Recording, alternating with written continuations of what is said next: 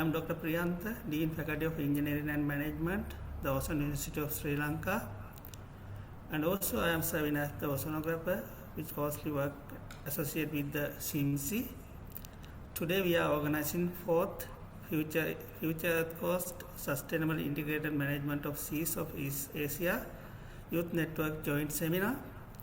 On behalf of the Ocean University of Sri Lanka, as well as SIMSEA Network, I am pleased to welcome you all who are gathering here for this event.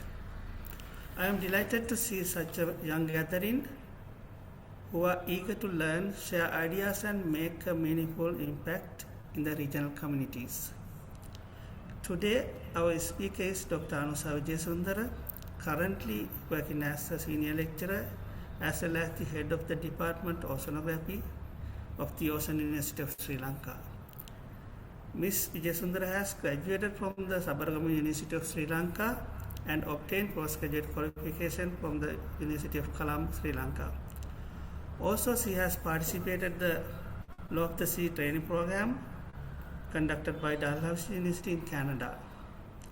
Today, Dr. Anusa will talk on mixing circulation eddy formation in the Indian Ocean with special reference to the Bay of Bengal.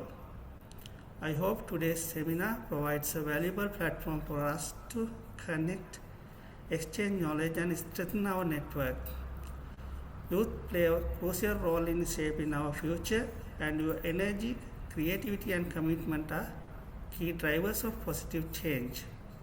Further, I encourage you all to participate actively in the discussion and share your knowledge and views with others. With that, I would like to invite Dr. Anusa Vijayasundara to deliver his speech in 4th SIMSEA Youth Network Seminar. If you have any question or clarification, please upload to the chat box and then we will discuss after end of the seminar. Thank you.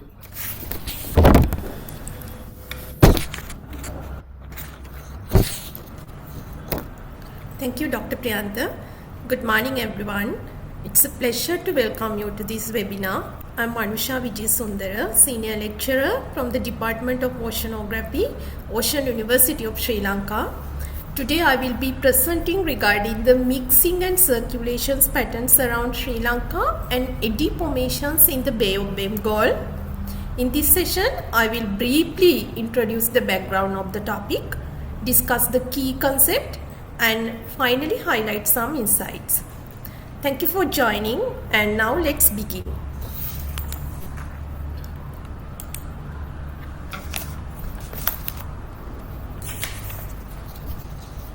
Before moving to the main topic, I would like to give you a brief introduction about the Ocean University of Sri Lanka.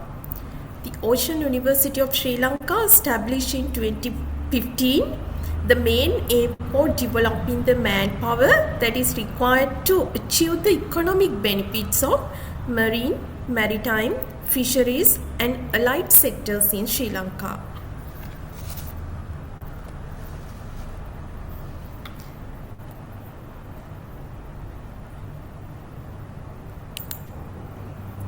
Currently, the university has 2 faculties, and we offer degree programs covering the wide range of the disciplines in the marine, maritime, fisheries and ocean sectors.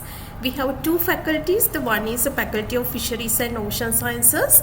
Under the Faculty of Fisheries and Ocean Sciences, we offer the BSc Hons in Oceanography degree, BSc in Fisheries and Marine Science degree, BSc Hons in Marine Biotechnology, and BTech in Aquaculture and Seafood Technology. Under the Faculty of Engineering and Management, we offer the BSc Hons in Marine Engineering, BSc in Coastal and Marine Resource Management, BSc in Maritime Transport, Logistics and Management, BSc Hons in Marine Affairs.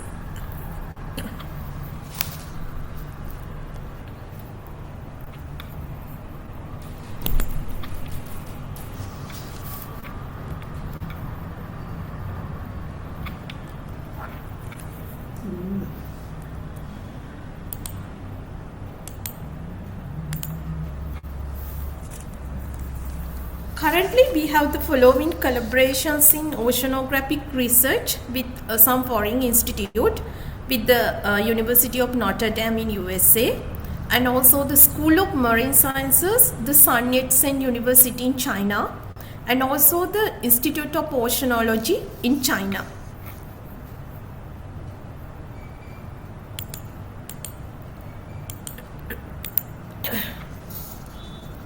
With that, now we can move into the today's topic, the hydrography of the Indian Ocean. The Indian Ocean is the least explored and the most complex ocean among the world major oceans. The Arabian Sea and the Bay of Bengal, those are the two subdivisions in the Indian Ocean that is comprised with the unique characteristic, and both basins are influenced for the Indian and Asian monsoons. The hydrography of the Indian Ocean that is more complex and more diverse, which are driven by the various factors like monsoon wind, tectonic activity, and the river discharge. When we talk about the ocean mixing in the Indian Ocean, that are driven by mainly by the monsoon wind, that is influenced for the climate change and also for the marine ecosystems. And the wind and the solar radiation, those are the main driving forces for the surface mixing in the Indian Ocean.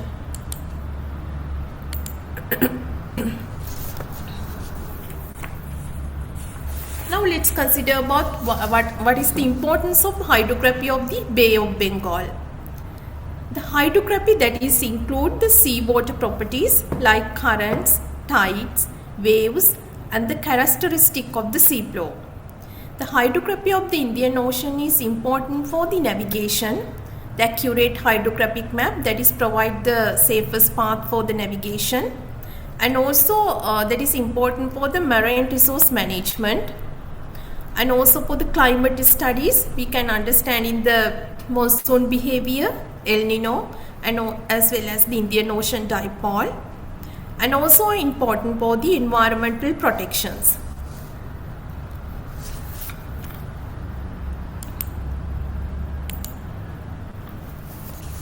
Now you can see the hydrography of the Indian Ocean during the southwest monsoon. This type of scenario can be visualized during the southwest monsoon period. The first one is the salinity. By looking at this, you can see during the southwest monsoon, the Bay of Bengal having the low salinity, and the Arabian Sea that is having the high salinity. The Arabian Sea is having the high salinity, that is because of the high evaporation. The Bay of Bengal having the low salinity, that is because of the freshwater influx from the major rivers like Ganges and Brahmaputra. And the second one, that is indicating the sea surface temperature. During the southwest monsoon, you can see the higher sea surface temperature in the Indian Ocean, that is around 28 to 32 Celsius. The other one is the surface current.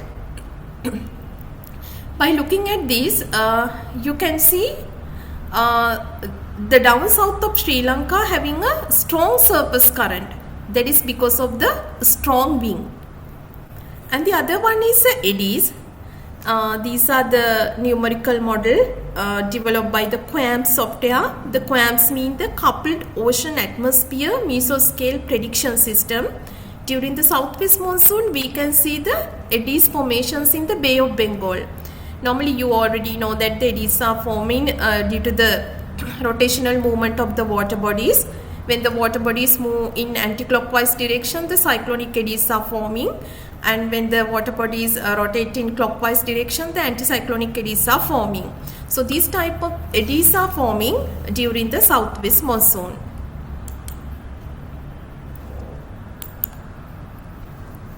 Now let's talk about the ocean mixing.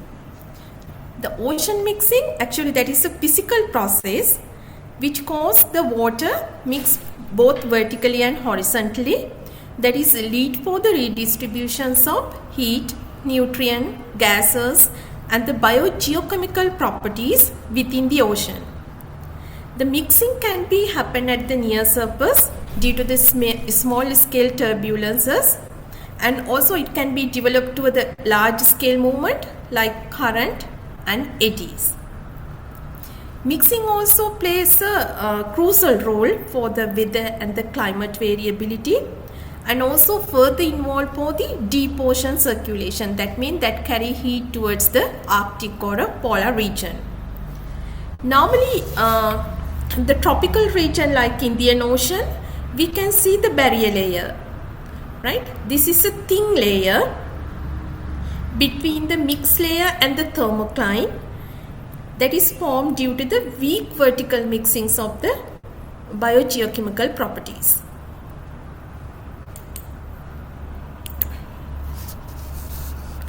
Then this is the ocean mixing can be happen in a different ways, like vertical mixing, as a horizontal mixing, or sometimes it as a tidal mixing, sometimes as a deep ocean circulation, and sometimes as a turbulence mixing. The vertical mixing, that means that is including the wind driven mixing, convective mixing, and mixing due to the influence of the internal waves. When we talk about the horizontal mixing, that can be happened by the currents and the eddies, that is driven by the wind, as well as the Coriolis effect and horizontally density differences. The tidal mixing can be happen when the strong tidal forces are there. The deep ocean circulation, that is happening due to the density and the temperature variation. That means that is mixed the surface with the deep ocean. The turbulence mixing normally happening, that is because of the irregular movement of the water bodies.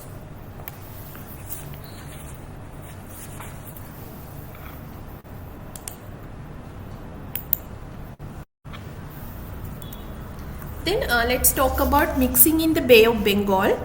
The ocean mixing in the Bay of Bengal, that is play a crucial role for influencing the regional and the global climate, as well as for the marine ecosystem.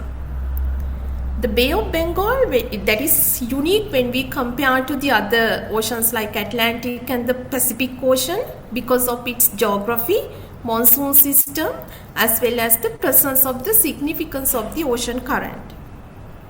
When we consider the key aspect of the ocean mixing in the Bay of Bengal, the wind mixing, that is a dominant process. That means that is experienced with the monsoon wind.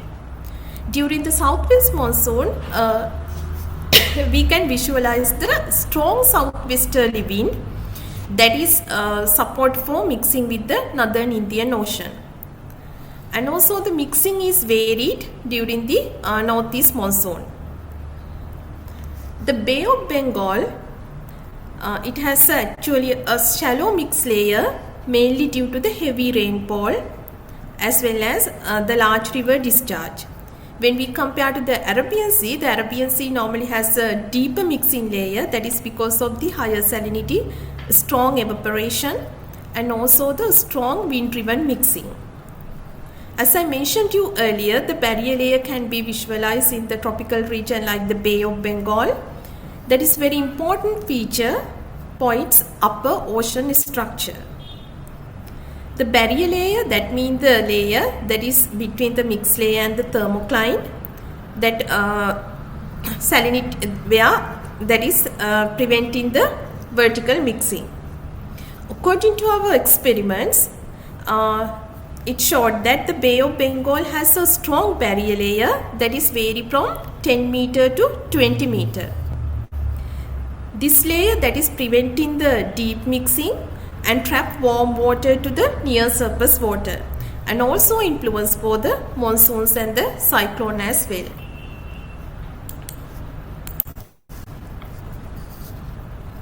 Then let's talk about the upwelling and the downwelling. The upwelling as well as the downwelling, that is also the other phenomena that is affecting for the mixing of the Indian Ocean. This is a sentinel image during the southwest monsoon. By looking at this image, you can clearly identify that the western part of the India as well as the down south of Sri Lanka having a strong upwelling during the southwest monsoon, and then it is moving to the east by using the southwest monsoon current. The upwelling is also effective for the mixing of the Indian Ocean. Then the equatorial dynamics. The equatorial dynamics are also effect for mixing in the Indian Ocean. The eastward, that is flowing the equatorial countercurrent, and westward, that is flowing the equatorial current, those are effecting for horizontal mixing of the water mass in the Bay of Bengal.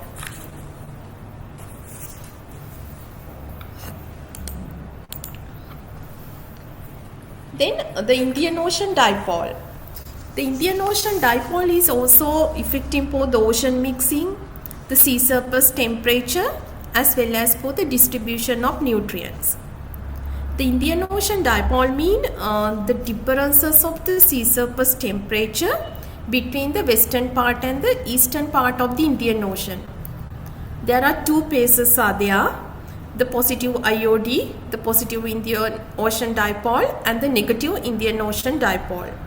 The positive Indian Ocean dipole mean the western Indian Ocean is warmer than the usual sea surface temperature, and the eastern part of the Indian Ocean is cooler than the usual sea surface temperature. Because of the positive phase, the East Africa and the western part of India having a higher rainfall, but we can see the drier conditions in Indonesia and Australia. When we talk about the negative Indian Ocean dipole, we can see the cooler sea surface temperature in the western Indian Ocean and the warmer sea surface temperature in the eastern Indian Ocean. That means during the negative phase of the Indian Ocean dipole, we can see the rainfall in Indonesia and Australia, but the western part of the Indian Ocean, we can see the drier condition. This Indian Ocean dipole is also effect for the mixing of the Indian Ocean.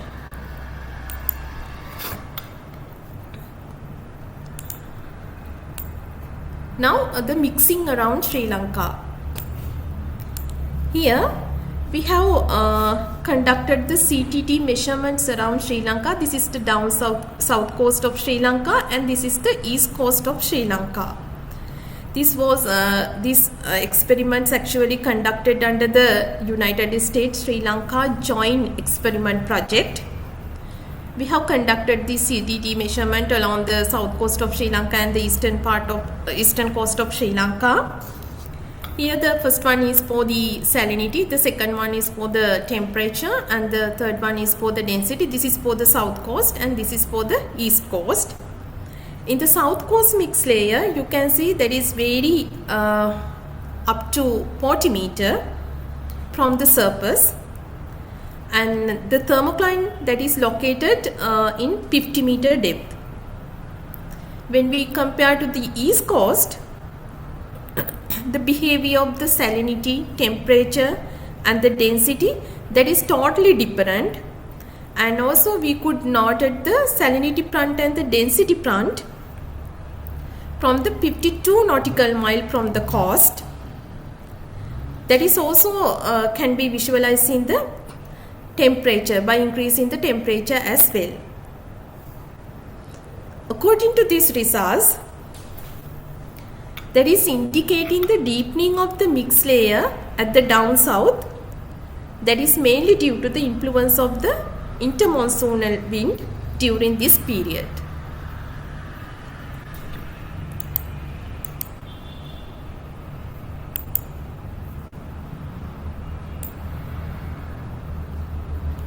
Then we have conducted the VMP, the vertical microstructural profiling, and the CTT measurements in the Bay of Bengal. Here this slide I will talk about the Bay of Bengal measurement during the period of November 18. This is for November 18 and this is for November 19. Here we have compared the mix layer and the penetrations of the turbulent kinetic energy in the surface layer. This is for November 18 and this is for November 19. This is for the mix layer and this is for the turbulent kinetic energy. The comparison, that is so the strong turbulence. You can see the strong turbulence in the surface layer. That is mainly due to the strong wind affecting for the surface layer. The mix layer also you can see that is deeper. The mix layer is also deeper, that is because of the strong wind. Then below the surface layer, you can see some few weaker turbulence patches also can be observed. Here some small weaker turbulence patches are observed. But in the surface layer, you can see the strong wind with this turbulent kinetic energy measurement.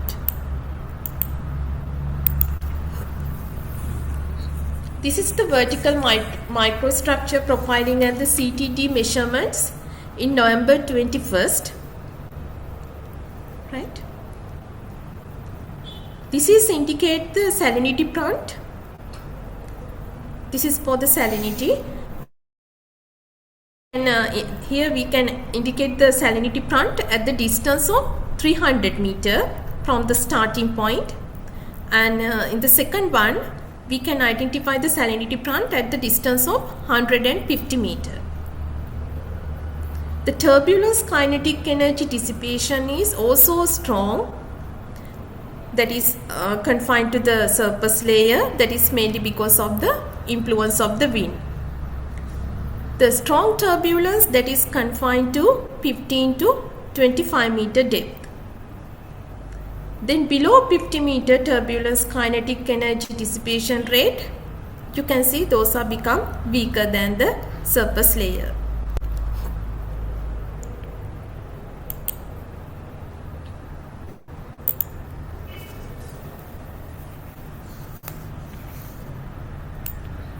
This is distance from the coast along 8 north. Here the first one for the zonal velocity and the other one for the meridional velocity.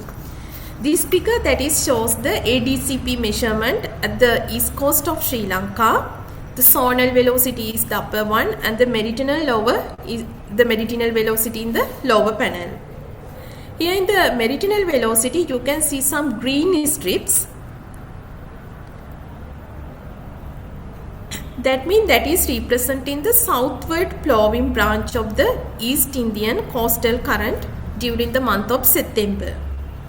You can see that is quite narrow and that is extending up to 45 km offshore. Here also you can observe the two courses that is indicating with these black circles.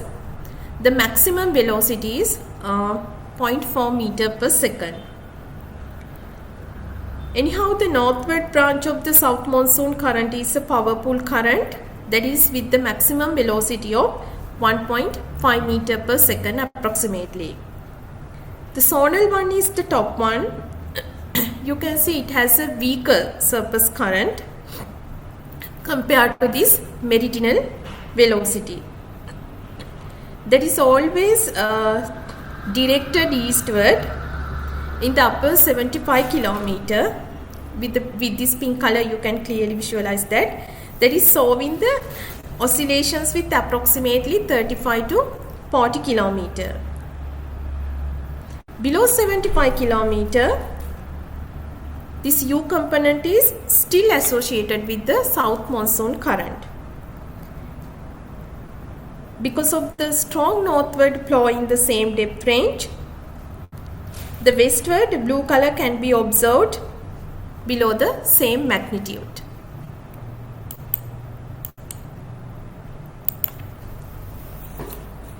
Now let's see the circulations and the formations of the large scale eddy. The circulations patterns around Sri Lanka we were observed by surface drifter trajectories that is collaboratively done with the Scripps Institution of Oceanography in US.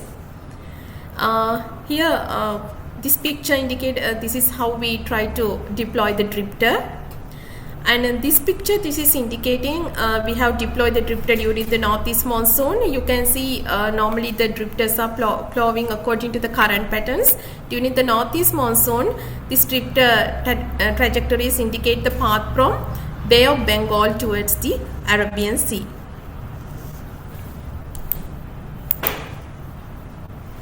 Now the circulation patterns around Sri Lanka.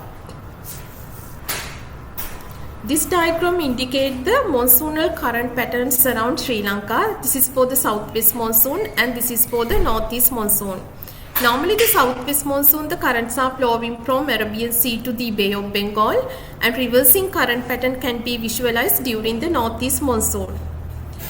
During the southwest monsoon, the currents normally flow along the west coast of India as the West India coastal current, that is pass south of Sri Lanka and enter into the Bay of Bengal.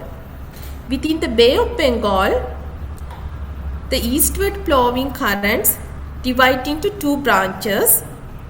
The one branch moved toward the Andaman Sea, while the other returned back toward the east coast of Sri Lanka, contributing to the formations of this Sri Lankan dome.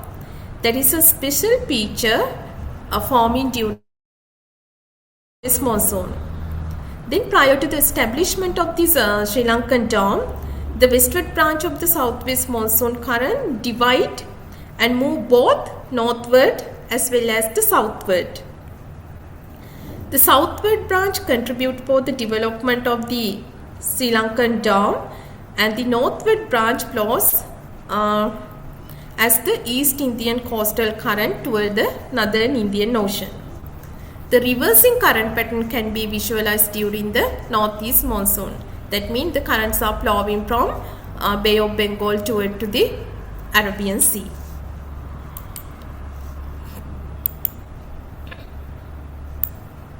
Then the investigation of surface circulation using the drifter trajectories.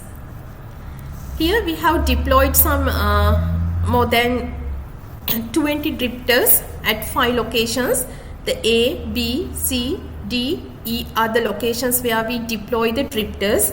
We have deployed these drifters during the northeast monsoon. You can see the drifters were plotting from Bay of Bengal towards the Arabian Sea. This figure that is indicating the surface current, the southern part of Sri Lanka. You can visualize the strong surface currents are there, that is 1.5 meter per second.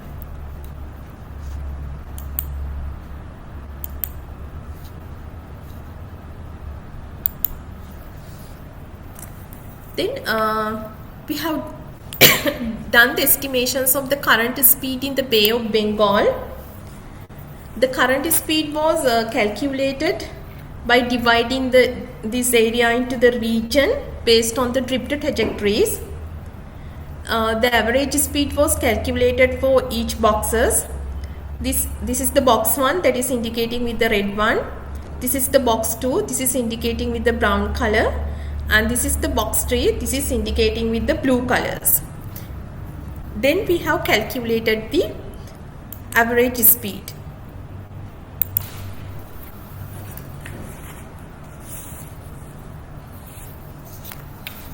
Then by calculating the average speed, the results are summarized in this table. According to this analysis mainly done mainly based on during the northeast monsoon. Here you can see the maximum velocity was observed, the 1.45 meter per second, that is in the box 2. The box 2, this box 2, that is indicating the east coast of Sri Lanka. Right, the maximum velocity is 1.45 meter per second. Then by analyzing this drifter trajectories, we have observed the current speed is higher than 1 meter per second along the south coast of Sri Lanka during the northeast monsoon. The maximum average velocity was calculated 1.12 meter per second, that was observed in the down south of Sri Lanka. Here you can, this box, when we analyze the velocity, we have observed always the current speed is greater than 1 meter per second. That is mainly due to the influence of the wind driven current in this region.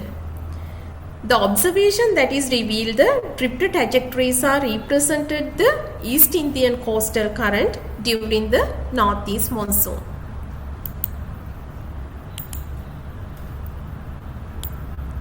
Now the circulation patterns around Sri Lanka by drift trajectories. The left side, this is indicate the circulations patterns in the Indian Ocean during the northeast monsoon and the southwest monsoon period. During the southwest monsoon, you can see the currents are flowing from the Arabian Sea to the Bay of Bengal. During the northeast monsoon, the currents are flowing from Bay of Bengal towards the Arabian Sea. And this one, the right side, that is shows the temperature variations along the drift trajectories, including both southwest monsoon period and the northeast monsoon period. Normally we have the northeast monsoon from November to February and the southwest monsoon period from May to August. This is also indicating that during the southwest monsoon period, the currents are flowing from Arabian Sea to the Bay of Bengal, and during the northeast monsoon, the currents are having the reversing current pattern.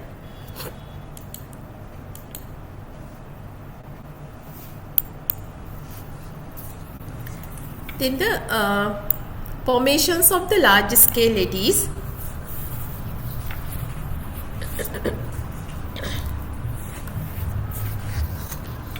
These are the sea surface height anomaly map, the left one for the July and the other one for the August to September. These are generated by using the abyssal-altimetry data. Here you can see the formations of the eddies during the southwest monsoon in the Bay of Bengal, and also the inertial period of the eddies also can be calculated reference to the geographical locations. We have calculated few based on the 4.5 north, 6 north and 10 north, and those are the periods indicated like 12.7 days, 9.5 days and 5.8 days respectively. And also the formations of the large scale eddies, that is showing the diameters with 200 to 400 kilometer with the sea surface height anomaly map, which are consistent with the estimated diameters of the drift trajectories.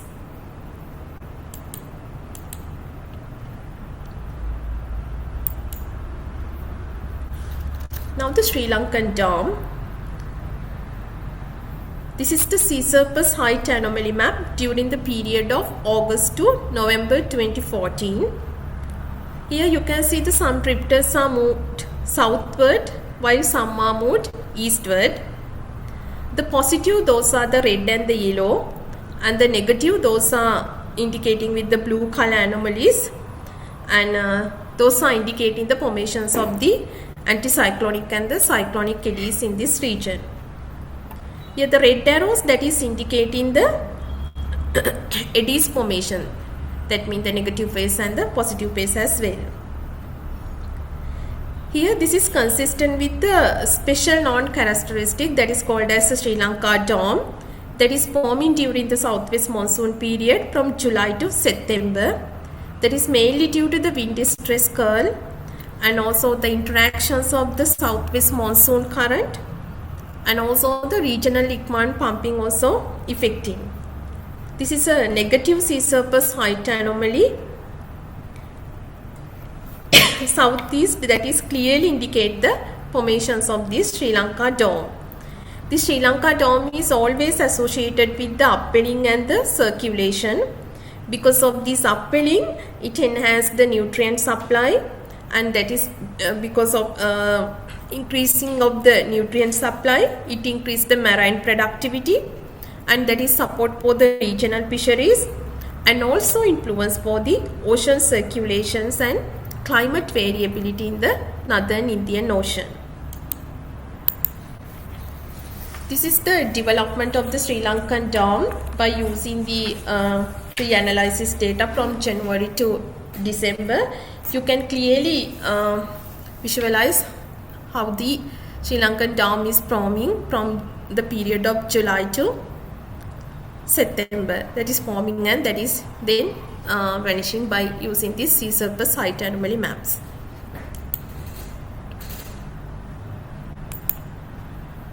Then we can talk a little bit about the mushroom eddy. The mushroom eddy means to observe this, what we have done is we have deployed the two drifters, the one from the east coast of Sri Lanka and the other from the south coast of Sri Lanka in the same day, right? Then according to the results, we have identified that in 82 east, it always indicate the same path, but then it is began to diverge from each other, forming the mushroom like eddies. That's why we are calling this as a mushroom eddy.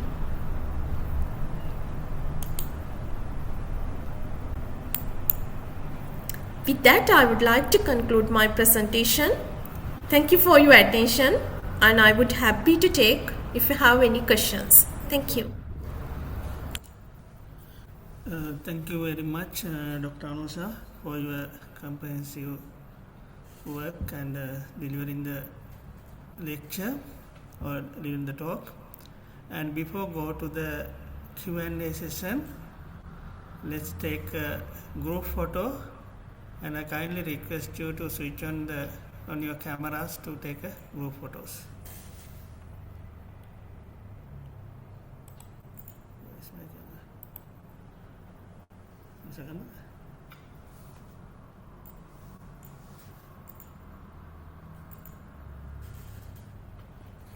Group photo kata?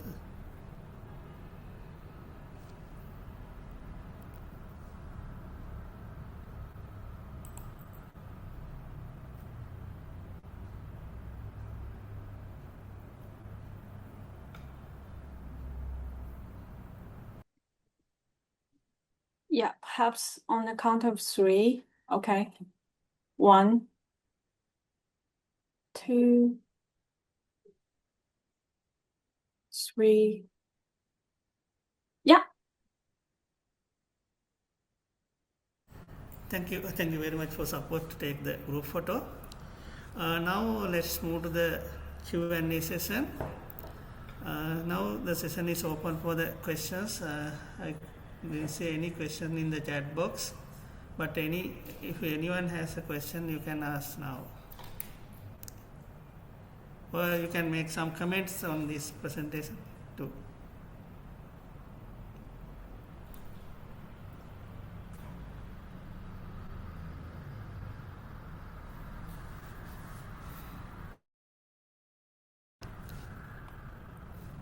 During the presentation, Ms. Anusha has given a lot of information regarding the Indian Ocean, and you can make some comments which may be useful for our young people here, and they can conduct the research in the Indian Ocean. I encourage them to conduct the research in the Indian Ocean based on these results.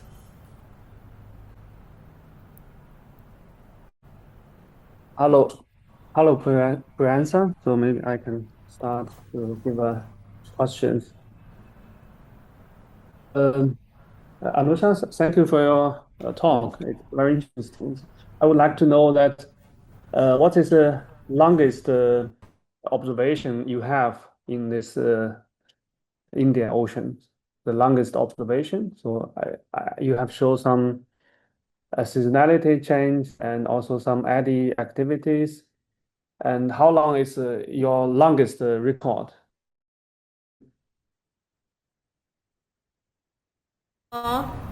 Could you please repeat the questions?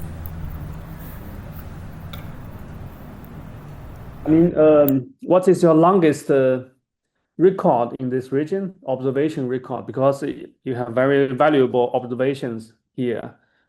And how long is the longest one? Actually, it's around 2 weeks because Yes. 2 weeks. Yes. 2 weeks. Yeah, 2 weeks. 2 weeks is really. No. Actually, it's around 2 years, but we have though we conduct the study during these 2 years, we have used only limited time period because we made this observation with the collaborations of some USA institutes. So when their funds are available, then during the 2 years period, we have conducted this. Okay, so is there any plan to put some more observation, especially stabilize the buoys around there to monitor the Yes, long-term can I answer this question? variability? Shall Yeah. I answer this question? Yeah, we Yeah, have please. a plan to conduct the work in the Indian Ocean, but the main problem is there are some restrictions from our government to enter the foreign research vessels. So we need some support to conduct this drifter deployment like thing with foreign vessels. But at the moment there are some restrictions to come foreign vessel to Sri Lanka. So if we have a plan actually, we are conducting some collaboration with the Sun Yat-sen University, especially with Professor Don Xiao, and also we have some collaboration with First Institute of China, but only the reason is it is not allowed to come not allowed to come foreign research vessel to Sri Lanka at the moment. Okay, thanks. Thanks for your introduction and answer.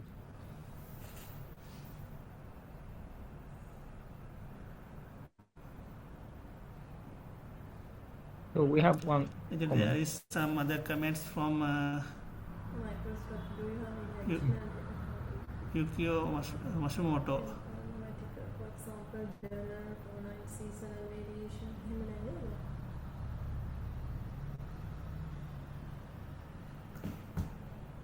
Thank you very much for your nice and interesting talk. I am interested in the vertical mixing along the east coast of Sri Lanka. You showed several CTD sections with microstress measurement. Do you have any additional data showing temporal variability of vertical mixing?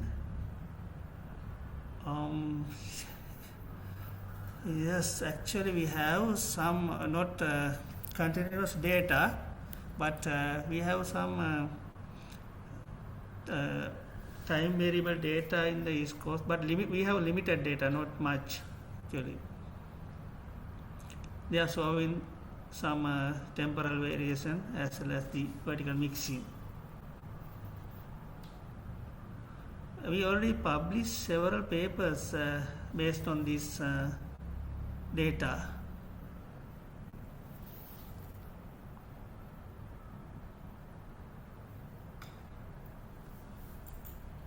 Any more questions?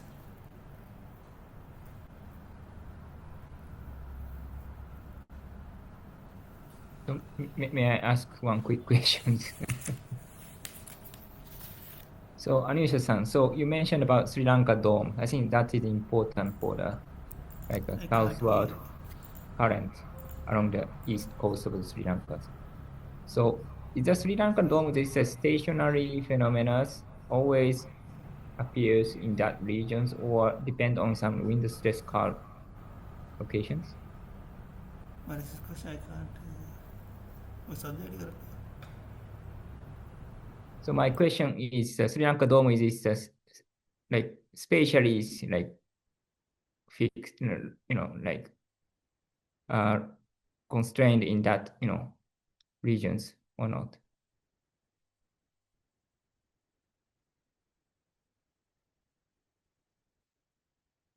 Can you hear me, Anisha?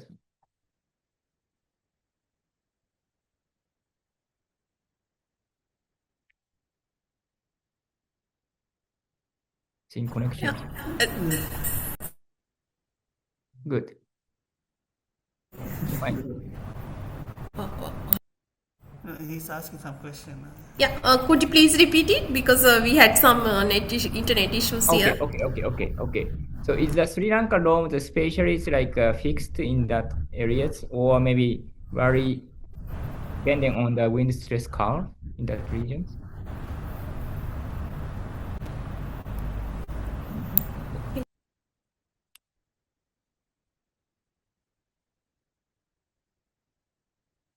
Maybe you have some. Actually, we don't have much data for defining the wind stress during the. We don't have many coastal weather stations to get the wind data, but normally we are using the onboard data mean onboard weather station data for our analysis, because we don't have actually, but we have a plan to establish few coastal weather stations together with Sun University, but we couldn't do that yet. Normally we use the shipborne data. Okay. Yeah. Yeah. Another question. Where would you like to see more collaboration opportunities and access to funding? But we don't have any restrictions to do the collaborations. But anyhow, before establish the collaboration, we need to get government approval. But if you can get funding from UN agencies like agencies, it is easy to handle instead of using the individual institute from the countries. Did you get answer, Anja? Okay, yeah.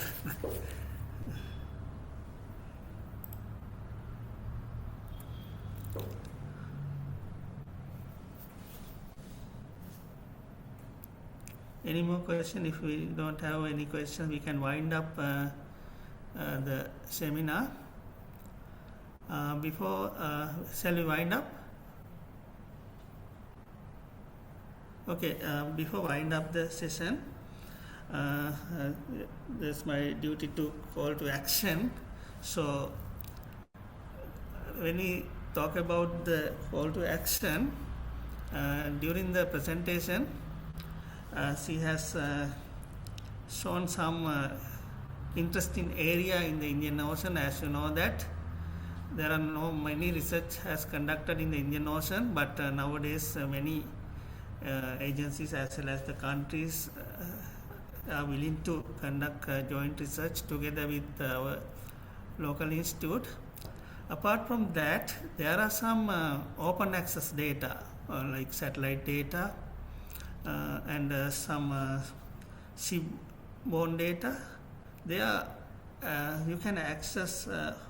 There are some open access data. As a young scientist or youth scientist, you can get those data, and you can do some own research using the open access data. And also there are many papers has published past. You can go through these published paper and you can identify the interested area. You can build up some collaboration with our local people or local universities and local research institute. There are several institutes working on the marine research, like Open Ocean University of Sri Lanka, University of Ruhuna, and NARA means National Aquatic Resource Agency. All are working on the ocean. You can find some interested people in those agencies, and you can do some collaborative works together with our people, and that needs to be done in future, because youth are the future, and you can do more things and more work, and we can help you. So before conclude, are there any questions? Our university has partnered with the Sri Lanka University. Please see here.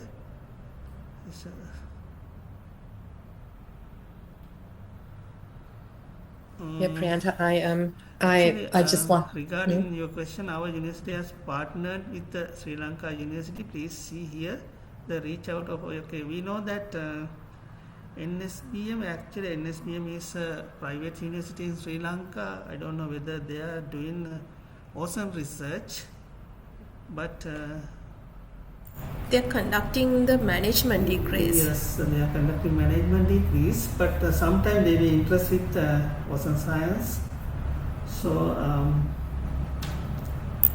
I can search whether they are actively willing to do work together with you. And also there is no issue, you can collaborate our institute or also University of Sri Lanka or University of Brunei or National Aquatic Resource Agency of Sri Lanka in future. Okay, so are there any questions or comments? If not, I can conclude the session.